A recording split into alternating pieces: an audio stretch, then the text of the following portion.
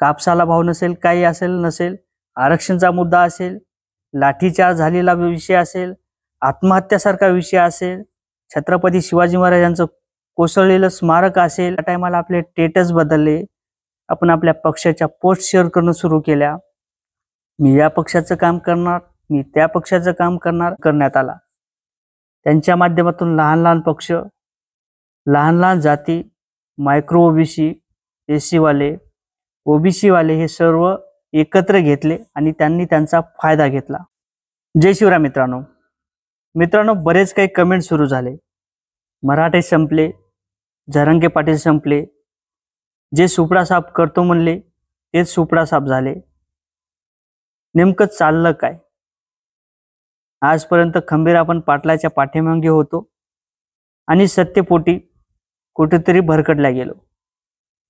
मराठा समाज विखुरला गेलेला आहे का? मराठा परत एकदा समावेश होईल का? एका जागेवर येईल का? आरक्षण सारखा मुद्दा परत चर्चेला येईल का? देवेंद्र फडणवीस जर मुख्यमंत्री झाले तर परत आरक्षणचा मुद्दा मार्गी लागेल का?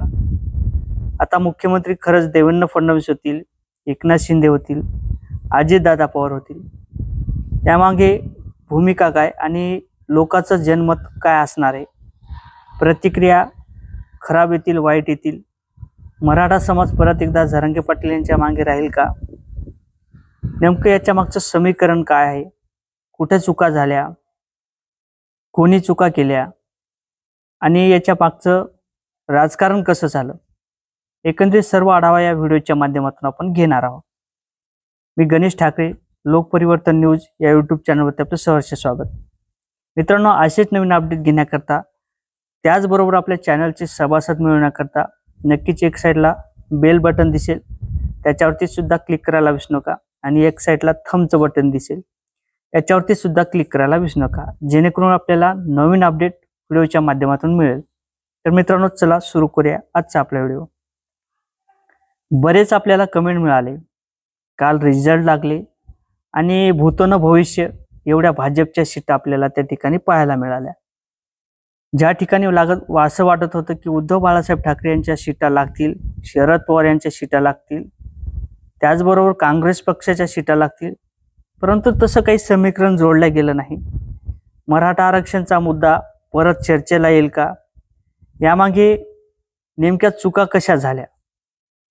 आपण पाहतो मराठा समाज, ओबीसी समाज हे एकत्र सोबत होता, परंतु राजकारण सुरू झालं.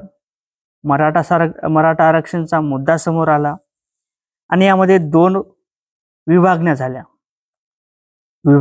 असताना राजकारणी लोकांनी याचा फायदा घेतला. सुरुवातीला जरांगे पाटील यांच्या सोबत हिंडणारे आज ते बाजूला पडले, कारण तर जरांगे पाटील यांच्या माध्यमातून त्यांना तिकीट देण्यात आलं नव्हतं, त्यांना उमेदवारी देण्यात आली नव्हती आणि जरांगे पाटील यांनी माघार घेतली. याचाच फायदा भाजप पक्षाकडून करण्यात आला. त्यांच्या माध्यमातून लहान लहान पक्ष, लहान लहान जाती, मायक्रो ओबीसी, एसी वाले, ओबीसी वाले हे सर्व एकत्र घेतले आणि त्यांनी त्यांचा फायदा घेतला.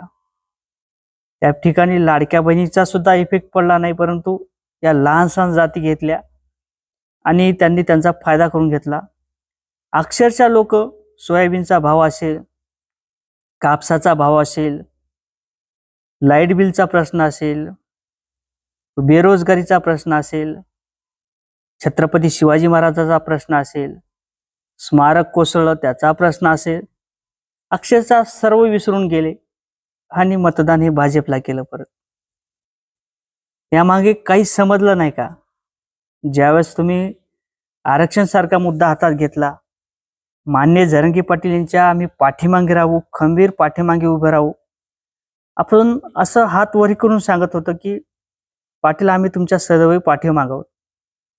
परंतु ज्या टायमाला पाटलांनी माघार घेतली त्या टायमाला आपले स्टेटस बदलले, आपण आपल्या पक्षाच्या पोस्ट शेअर करणं सुरू केल्या.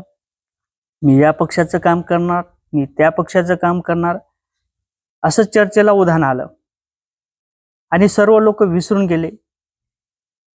कापसाला भाव नसेल, काही असेल नसेल, आरक्षणचा मुद्दा असेल, लाठीचार्ज झालेला विषय असेल, आत्महत्यासारखा विषय असेल, छत्रपती शिवाजी महाराजांचं कोसळलेलं स्मारक असेल, अमित शहा काय बोलून गेले ते सर्व काही विसरून गेले आणि एकाजुटीने परत आपण भाजपला निवडून दिलं.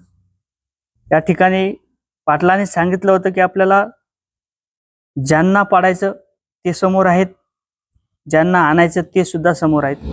ज्यांनी लाठीचार्ज केला त्यांना पाडायचं आणि ज्यांनी मराठा समाजाला सहकार्य केलं त्याला आपल्याला निवडून आणायचं.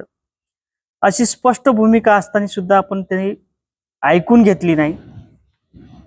एखाद्या पुढाऱ्याच्या म्हणण्यावर, एखाद्या काका मामाच्या म्हणण्यावर आपण त्या ठिकाणी जी बाजू लावून धरायची ती धरली नाही आणि आपण सरळ सरळ ज्यांना आणायचं नव्हतं त्यांना आणून बसलो. एका एका गावात, एका एका तालुक्यात 4-4 जातीवादी असताना, मराठा समाजाचे उमेदवार असताना आपण चुका केल्या.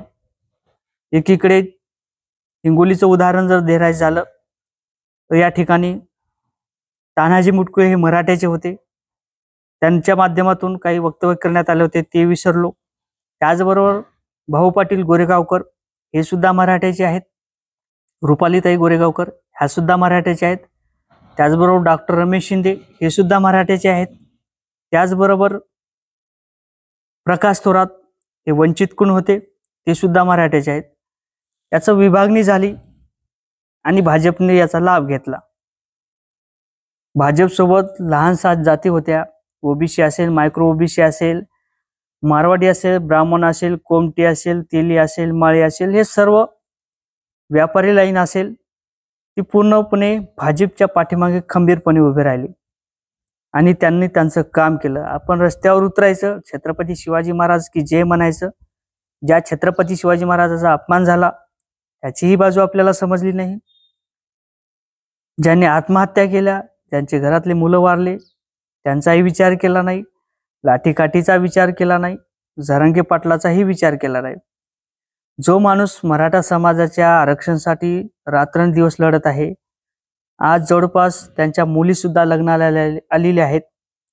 त्यांच्या मुलीचा संसार असेल, त्यांच्या मुलाचा संसार असेल, त्यांचा स्वतःचा संसार असेल, सर्व रस्त्यावर सोडून फक्त मराठा समाजाचा विचार करणारा माणूस, त्या माणसाला आपण पाठीमागे विसरलो.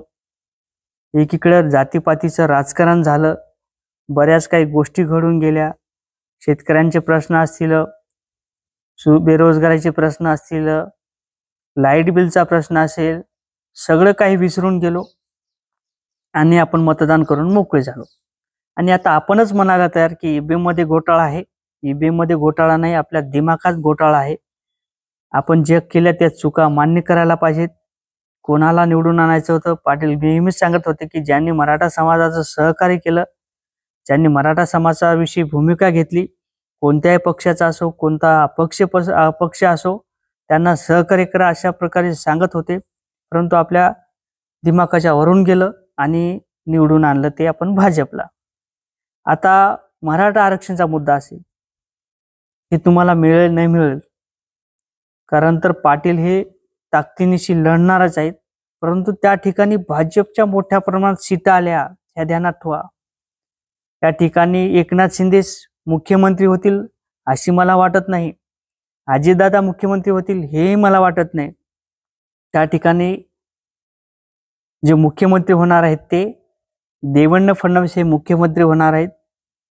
पूर्ण बाजू जी आहे ती त्यांच्या मनावर असणार आहे. त्यांना आरक्षण द्यायचं न द्यायचं, कसा प्रॉब्लेम सॉल्व्ह करणार आहे ते त्यांना माहीत. परंतु आज सत्ता आपण देऊन बसलो. आज 5 वर्ष शेतकऱ्यांचे प्रश्न असतील, कर्जमाफीचा प्रश्न असेल, लाईट बिलचा प्रश्न असेल, हे मार्गी लागते नाही माहीत, बेरोजगारी वाढते ते माहीत नाही. परंतु ज्या गोष्टी करायच्या नव्हत्या त्या करून बसलो. आता याच्यातनी कोणताही पर्याय नाही. फक्त जोपर्यंत आपण पाटलाच्या पाठीमागे खंबीरपणे होतो, आजही राहा, इथून पुढेही राहा. पाटील परत एकदा उपोषणाला बसणार आहेत. खूप जण त्या ठिकाणी उपोषणाला येणार आहेत. लाखोच्या संख्येने उपोषणाला येणार आहेत. राजकारण सोडून द्या, बाजूला ठेवा, लेकरा बाळाच्या भविष्याकडे पहा. अशा प्रकारे प्रत्येक वेळेस पाटील हे सांगत होते आणि त्यांची भूमिका कुठेतरी ध्यानात घ्या. तुम्हाला नक्कीच काय वाटते कमेंटमध्ये सांगा. व्हिडिओ आवडला तर शेअर करा. चॅनलवर नवीन असेल तर चॅनलला सबस्क्राईब करा. जय शिवराय.